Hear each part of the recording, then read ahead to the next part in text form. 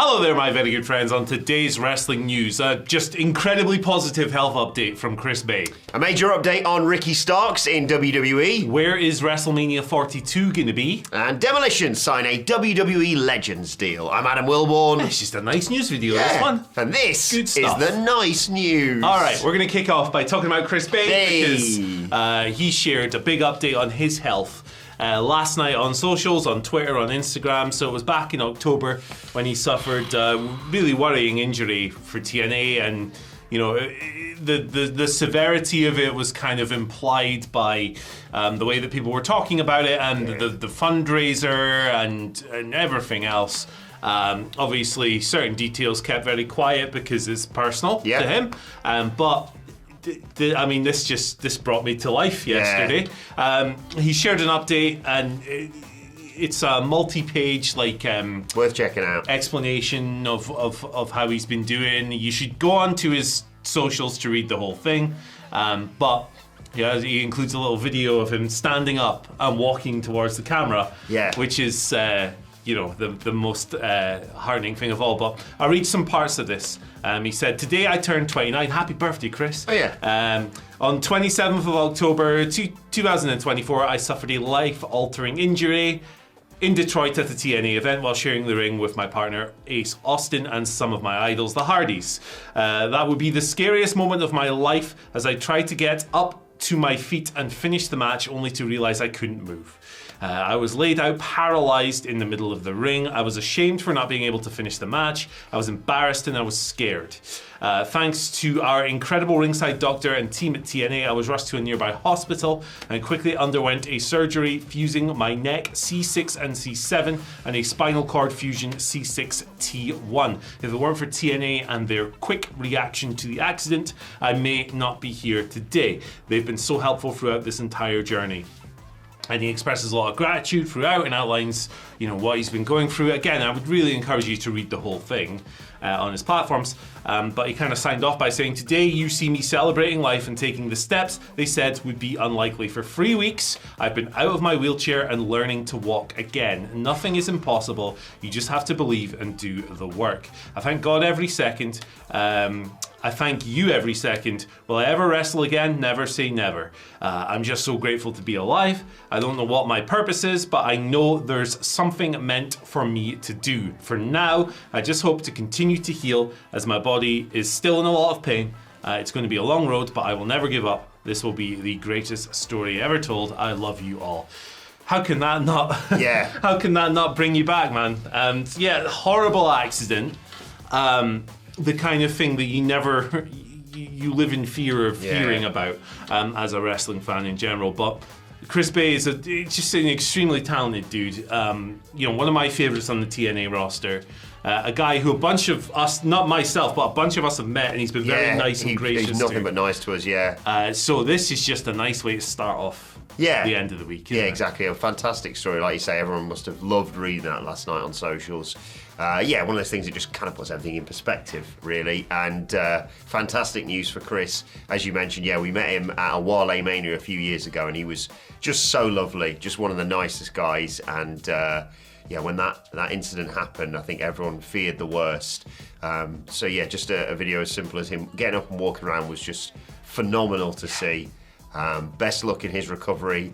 The fact he's not ruling out an in-ring wrestling return is astonishing, because he was, one of the best people not in WWE and AEW, in my opinion. So all the best for that. But most importantly for him, as he says, just getting up and being able to get out of his wheelchair is brilliant. Yeah, absolutely. And as with anything, any injuries of these nature, the priority is obviously the person being able to enjoy life, a quality of life afterwards. So wrestling is a secondary thing to us when we're talking about these things. But look, if he's able to get back to that level, it's just going to be one of the most heartwarming recoveries that I can certainly remember. And best wishes to him. I was really delighted to hear this, honestly. And just nice to see the sort of outpouring of support from fellow wrestlers and fans throughout his recovery, basically. Keep that going, because I'm sure it really helps him. Absolutely. Right, let's talk a little bit about Ricky Starks. Obviously popped up in NXT this week, the same week where he left AEW. Although they didn't say his name. He did appear, but they didn't say his name, and a lot of speculation of whether he was going to be Richard Snart or something in WWE, because you're always scared about them changing people's names. Yeah. But according to Fightful, he's going to be Ricky Starks for now, at least. On this week's episode of The Hump, Sean Ross Sapp noting that the deal came together very quickly, as you would assume, considering how those stories came out earlier on this week. He's a part of the WWE roster, internally being referred to as Ricky Starks, but they didn't do it on screen. Basically, a source in WWE confirmed a tip that Fightful Select was given that the company often works on sync agreements that allow them to utilise names and other trademarks while a performer is with the company, hence why you've seen other people obviously keeping their name when they jump to WWE.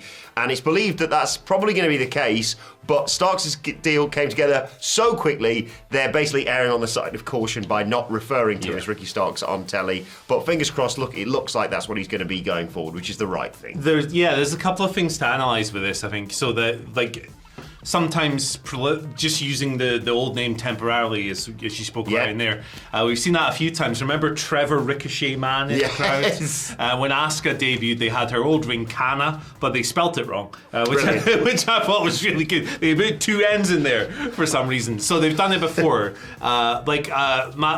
Aleister Black, as he was best known in WWE, debuted as Tommy End.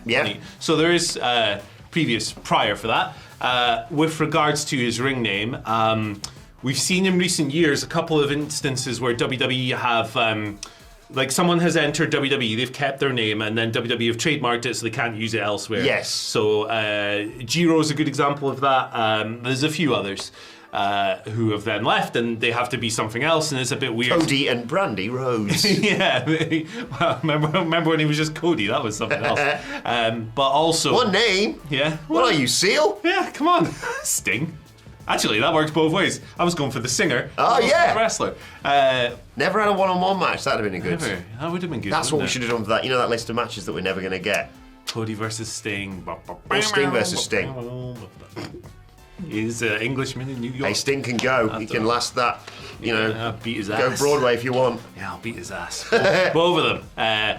But with Ricky Starks, so it might be a case, right, where Ricky's going, okay, I don't want you to own my ring name. Yeah. This is my ring name. So maybe that would be a reason to change it. I don't think it's as simple as them going, we have to give him a new name, because they don't often do that these days. I know Penta's slightly different, but... his real name isn't Ricky Starks. Wikipedia will tell you that, by the way. If you go on, it says Ricky Starks. Usually it's like, I don't know, Bill Bobahue. Yes. A.K.A. Ricky Starks. It's not his real name, but maybe it's one he wants to protect. I don't know. Yeah, I hope he stays as Ricky Starks and they can just work this out. And I don't like them. Well, we own that now. No. Yeah, it's ours. They came up with it. Let's just leave it at that. That used to be the case. That used to be the case, where if you came in with your old name, they wouldn't, own it. But yeah, promising signs for him. Obviously, they've clearly got big plans for him. But it is weird when that's pointed out that they didn't use his name on all the different things. Not just him popping up in the crowd in NXT. He shot a little video and he's like, he's here. The absolute one's here. What's your name? An absolute superstar. Yeah. As he said. The biggest kick for me on the debut, actually, it was a good debut, and I'm happy Ricky's back, obviously. But I like the guy sitting there on his phone. Yeah. Ricky Starks is right next to him. He's like, oh, okay. Take a little photo. Peculiar behaviour. But yes, let's talk now about WrestleMania 42. Ooh. So, 41, obviously, Las Vegas. Where's 42? We're going to be there. Talking about that in a second. Tickets. Where do you think WrestleMania 42 is going to be? Any guesses? I'm going to go London. No, it's not London. It's not going to be London. Name me a better city than London that WrestleMania 42 is going to be in. Aberdeen, Scotland. Okay. It's not going to be there. What? That is a better city than London. I love London. Aberdeen's the GOAT. It's in New Orleans. Yes. Louisiana, New Orleans. This is according to WrestleVote. Yeah. They posted that WWE... sorry, I'm speaking complete rubbish. It's Fightful. WrestleVotes had posted that WWE was about to announce where the next one's going to be before this year's show. Uh-huh.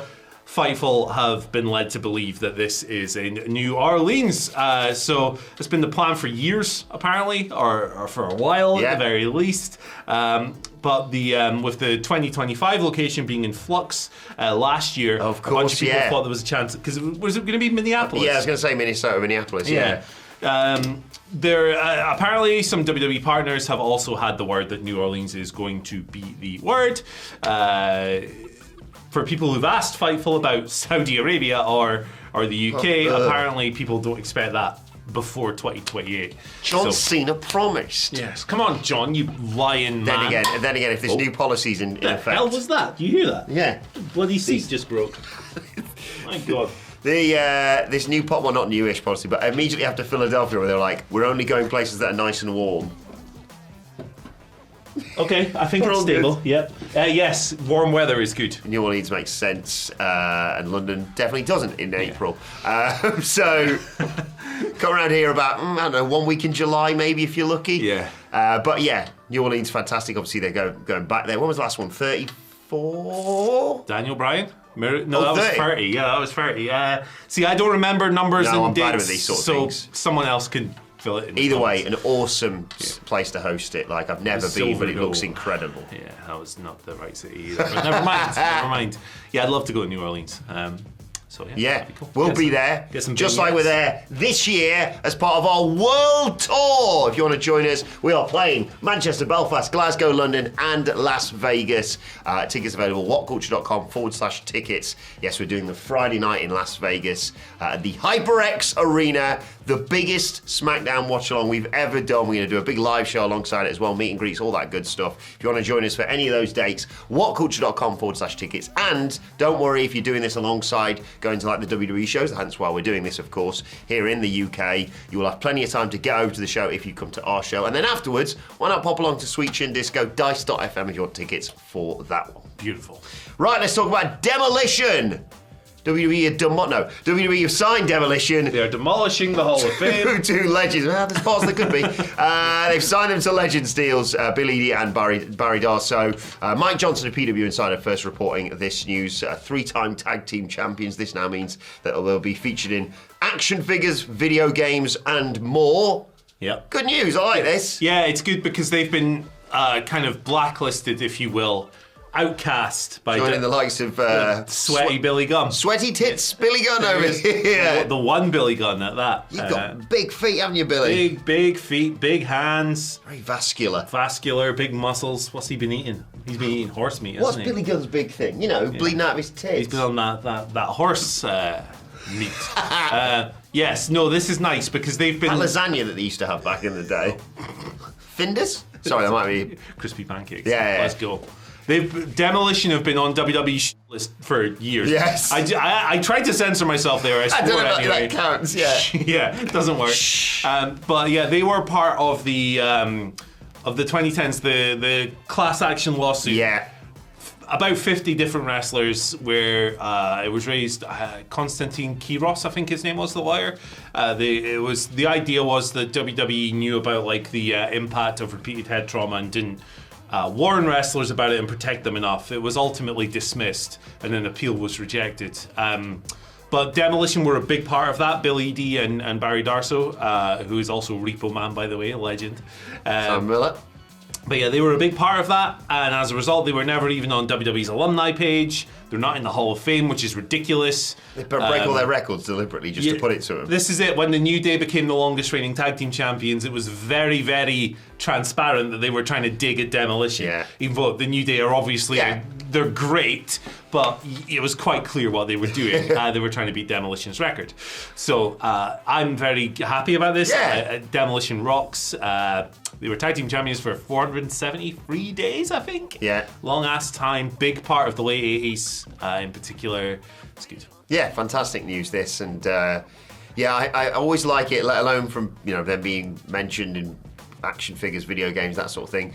It's really weird when WWE tries to scrub people from history that are just like not in their good books. Yeah. Like there's other people, it's understandable that they're just like, we don't talk about them. Yeah. But when they're like, yes, the tag team titles, this lineage, that this, seen missing, and then of course this. Yeah. So great news this. It is great news, and I hope they get in the Hall of Fame this year. Oh yeah, that'd be nice. It's just an icon. It's an iconic tag team, and also like There's lots of, especially with Bill Eadie, he had his run as the Masked Superstar and stuff as well. And look, Repo Man, yeah, like, it was, close your ears, Simon. It was kind of a jobber character, but it was also lots of fun. Yeah. So, Repo Man. Great stuff. Yeah. Put them in the Hall of Fame, not the bin. Don't put them in the bin. No, definitely not. You can't put the belt in the bin.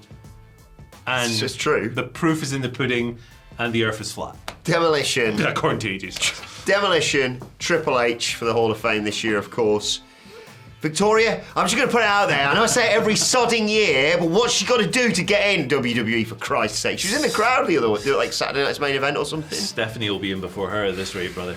Triple God H. damn it. Triple H will know nothing about that either, will he? Whoa! What a Shawn surprise. Michaels, you surprised me so much, The Undertaker. Oh my God, it's my Hall of Fame. Who approved this? Oh, me. Yeah.